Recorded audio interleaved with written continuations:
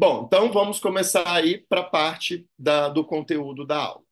A gente tem que entender das propriedades, quando a gente fala de propriedades elásticas do sistema respiratório, nós temos que começar realmente pelo começo, entender essa definição de elasticidade.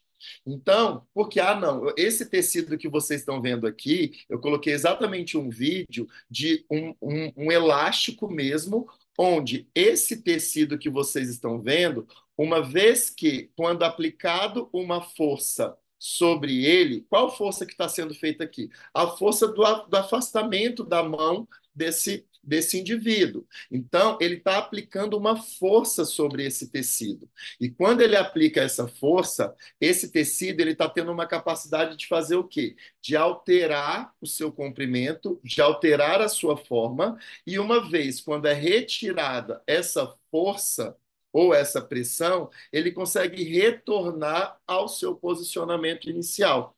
Então, elasticidade acaba sendo definida como uma propriedade da matéria, onde, quando você aplica uma força, aquele tecido ele vai ter capacidade de fazer o quê? De se distender, e quando você para de aplicar aquela força, ele vai retornar ao seu volume inicial. Então, quando a gente pensa lá na ventilação mecânica, quando você está colocando um fluxo para dentro do pulmão do paciente, de certa forma, você está gerando ali um volume. Esse volume é uma força que está fazendo com que está entrando esse ar para dentro do pulmão, fazendo com que, Adriele, o link é no final do curso, tá bom? Do certificado. Agora a gente vai ter toda a aula, o certificado vai ser para o final. Então, aqui, o que que acontece? A gente consegue, de certa forma,